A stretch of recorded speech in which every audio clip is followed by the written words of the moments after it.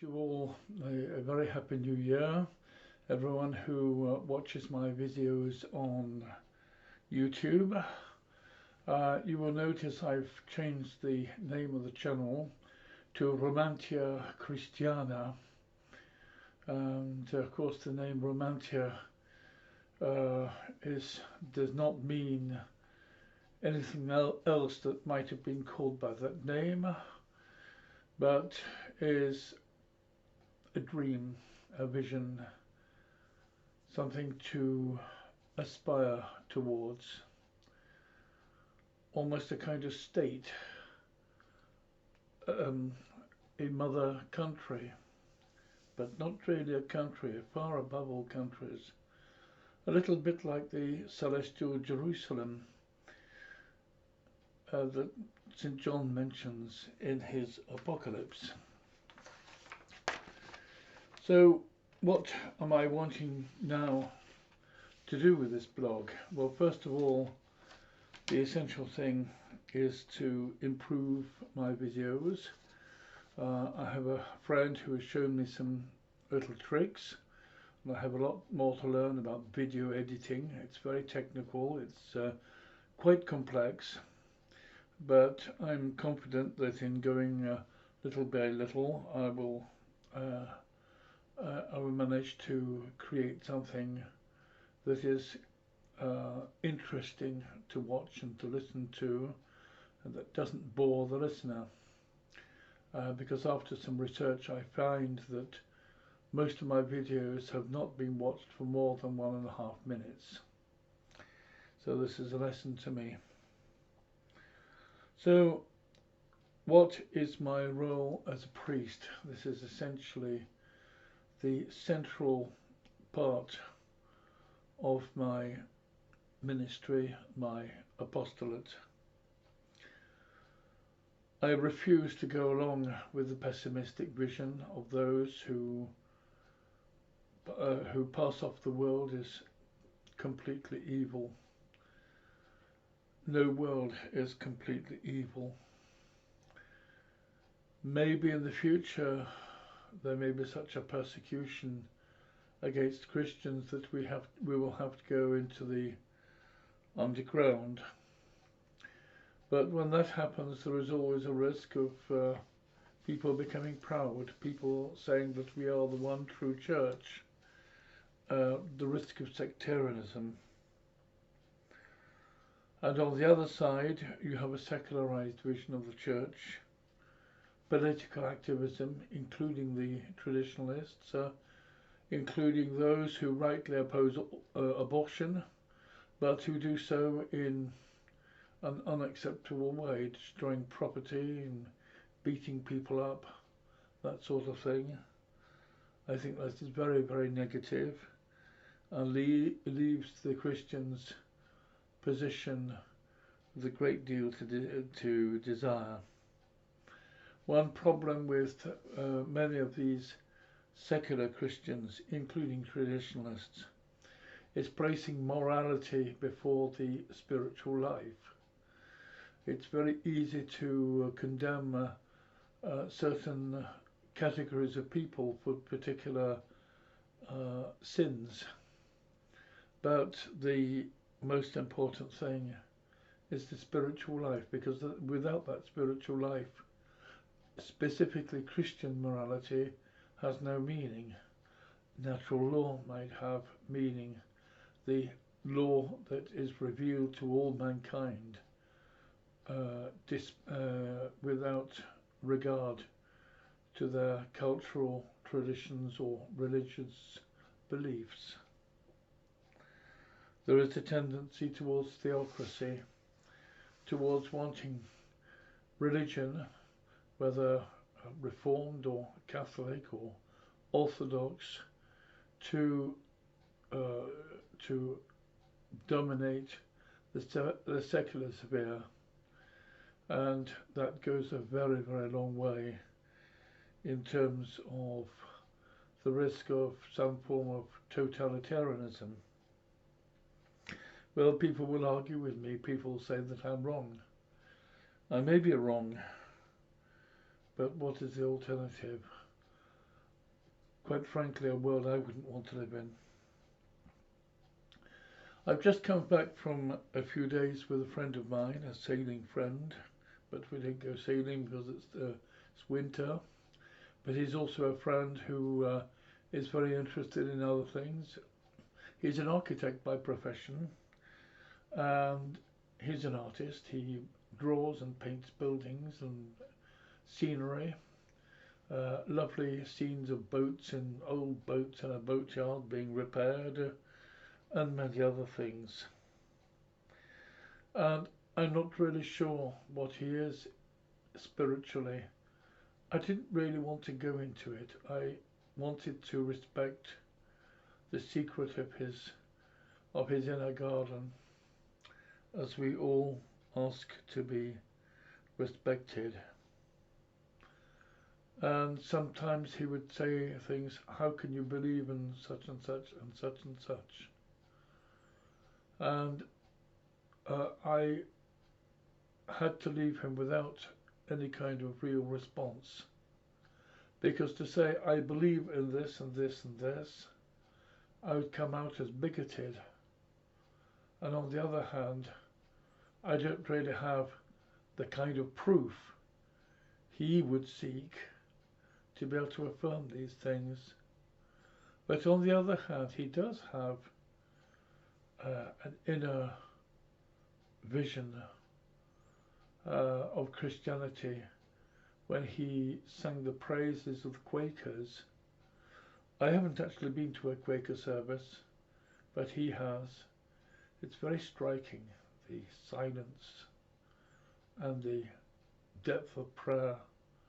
And then somebody gets up and says a few words, sits down again, and the group, the Society of Friends, continue to pray. They continue to interiorize the good word of God. I have a great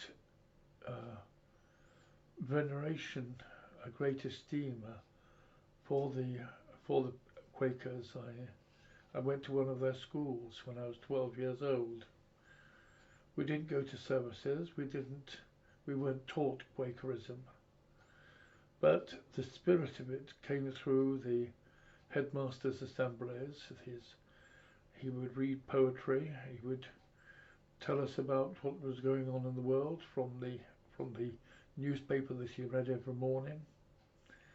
And the same thing came through many of the teachers who taught art or science or English or whatever. And there was this peacefulness about them. And this is a thing you can't come out with an apologia to say that we are the true church or we are the true religion. But one can be in conscience that one is worshipping in spirit and in truth. I do like the conviction of what is called in philosophy foundational truth. This is one thing I've come across with Novalis in German Romanticism and several others. He wasn't strictly an idealist. Many of the idealists came up with some very strange language. But Novalis, he found that if you affirm a truth that is taken for granted to be true, and then you work everything else out from that truth, and assume that everything that you've worked out or concluded is also as true as the foundational truth. But on the other hand, we can find ourselves in a situation where the truth escapes us. The truth is above us. We long for the truth. And sometimes we are in a situation of unknowing. Doesn't that rather remind you of that book from the Middle Ages, The Cloud of Unknowing? the God who cannot be known because he is above knowing, but yet is within us. And so it's very difficult to say, I affirm such and such a thing and can prove it. And in terms of theological truths, we can't prove them because they are outside our sphere of empirical knowledge. We can prove that water consists of hydrogen and oxygen, and how it's made and how it happens, and its chemical formula with 2 atoms of hydrogen and 1 atom of oxygen in each molecule.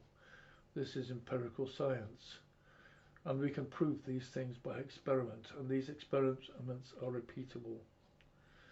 But when we come to theological mystery, it is above reason, not against reason, but above reason. It's one thing I remember from some of our professors at Fribourg. There are things that are against reason and that are absurd, but there are also things that are above reason. And I refuse also the ideas of philosophers like Wittgenstein saying things like that there is nothing beyond or before or after human language. For him there is no abstraction from language. There is no symbolic use of language. There is only language.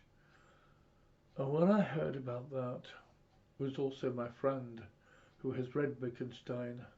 I've never had the courage because it's all such gobbledygook, like a lot of Hegel. And with Wittgenstein, this idea that there is only language. What a drab and dreary world that must be, because there is so much of our experience that isn't language. That's to say, the language that I'm expressing myself in to convey my thoughts to you. But I know what an inadequate media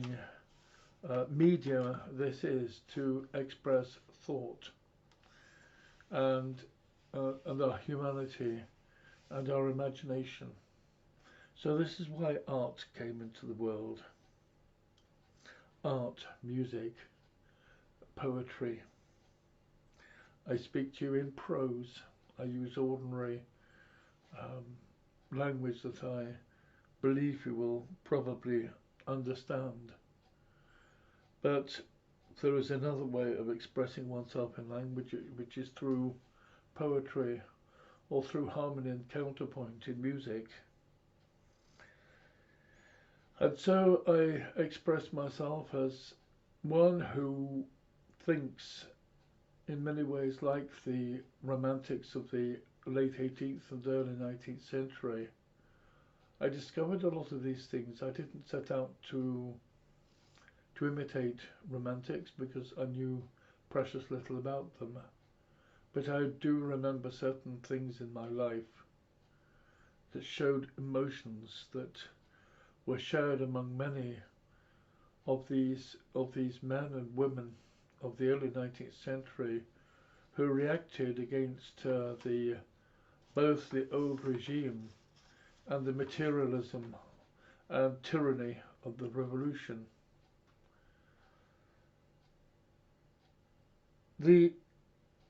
I would like in this channel to witness to truth through beauty, to witness through the ineffable and transcendent truth that is not in our possession, but we know that it does exist, and we witness through beauty and art. The apologia for Christianity is beauty. also goodness and truth. It must not be reduced to a simple moral and political code. Beauty, like love, is a sacrament, and I allude to Oscar Wilde's letter in Carceres et Vinculis to Lord Alfred Douglas that he wrote whilst in prison, and he wrote something to the equivalent: love is a sacrament that is to be received kneeling. Obviously referring to Holy Communion of Mass, the Blessed Sacrament, Holy Communion.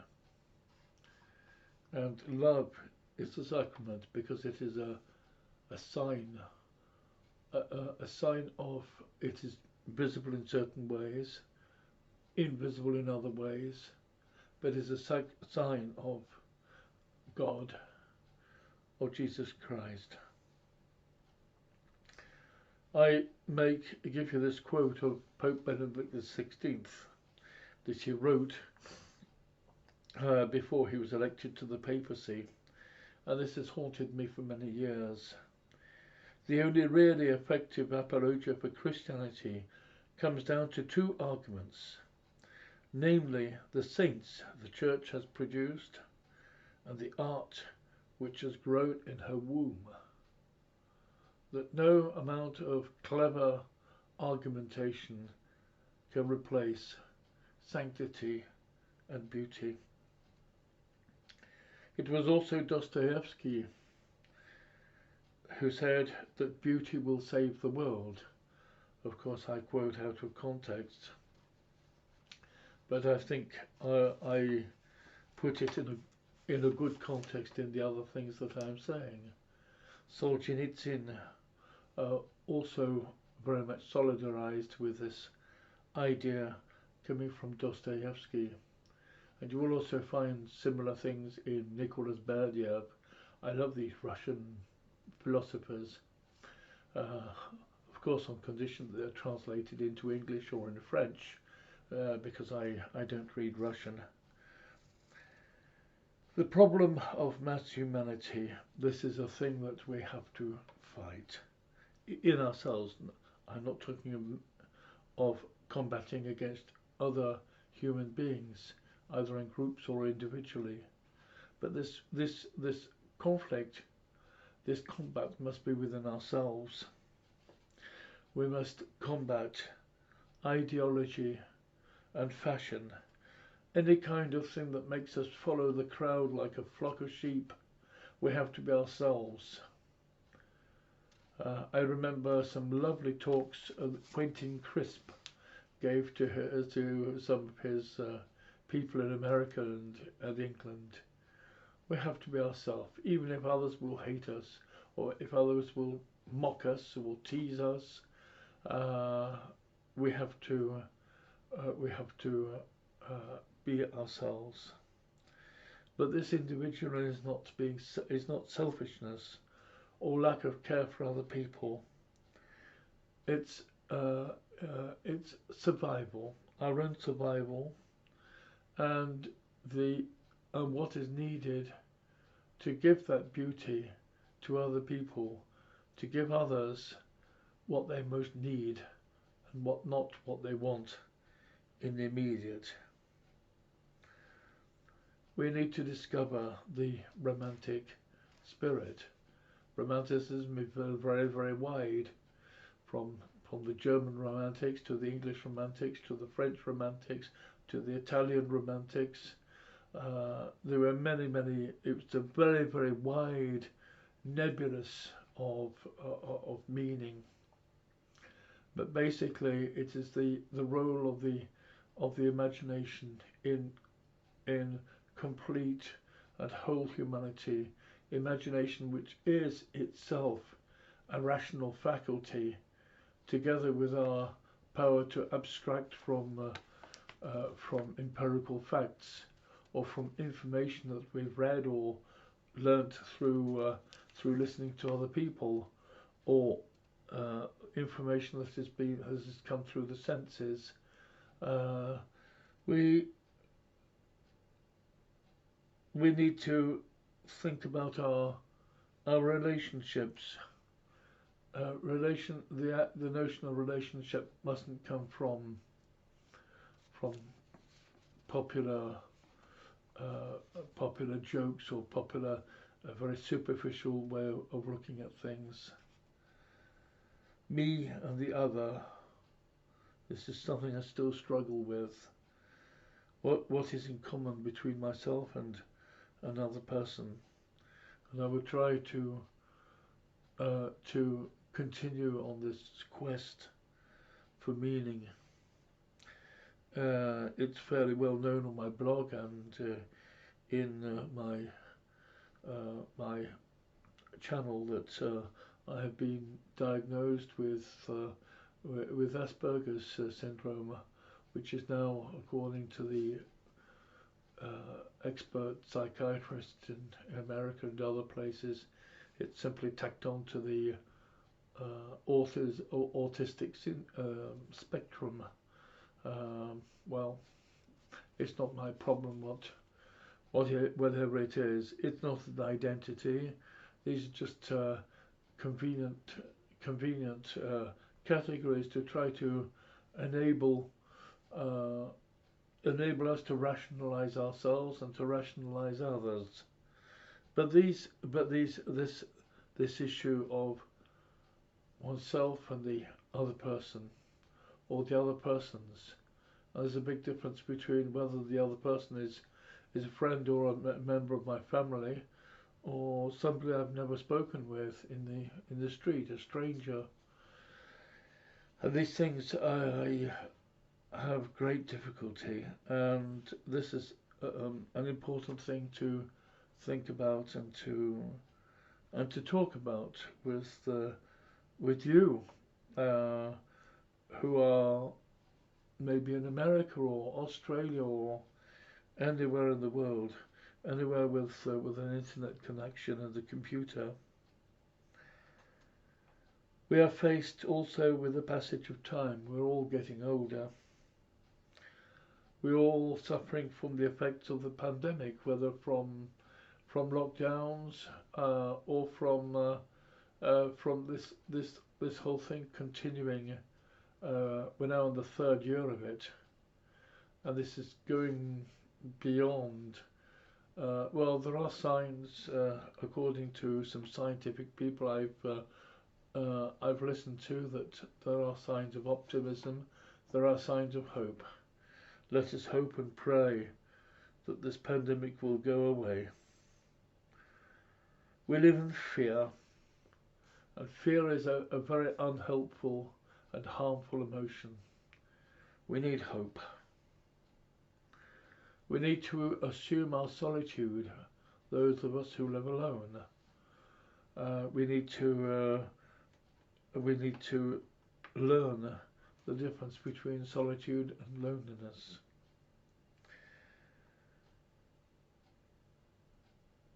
And we need to balance the time we spend alone.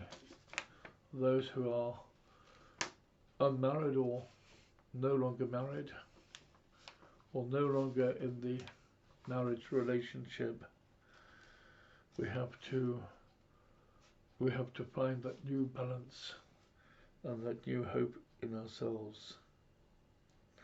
I would also like to expand on mysticism and esoteric Christianity, but being careful of the charlatans and the woo-woo people. We become tired of absurdity and the incoherent, and this is one thing we will find with many Christian people, the things they have come to believe, and they believe it with absolute conviction. But the thing is, it's already been proven to be fallacious.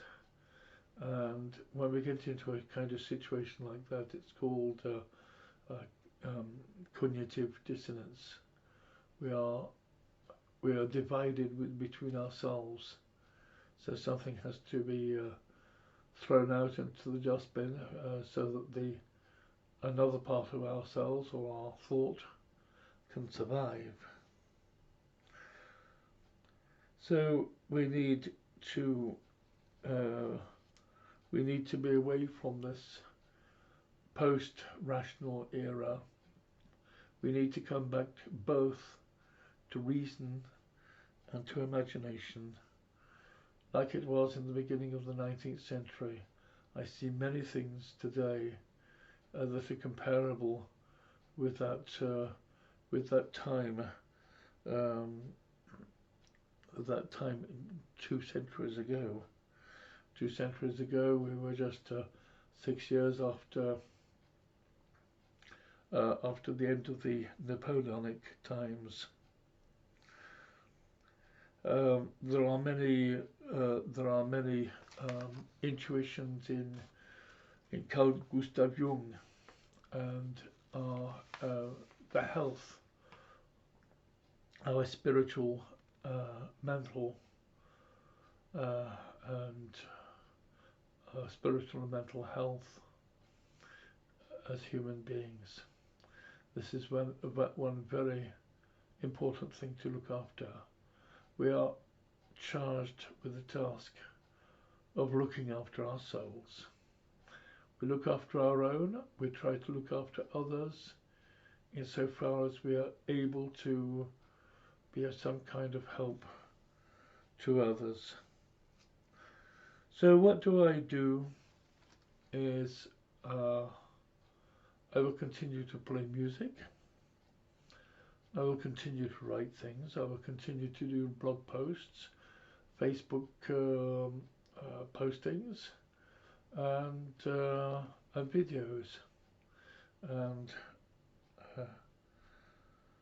see if I can help to build up that hope that we need.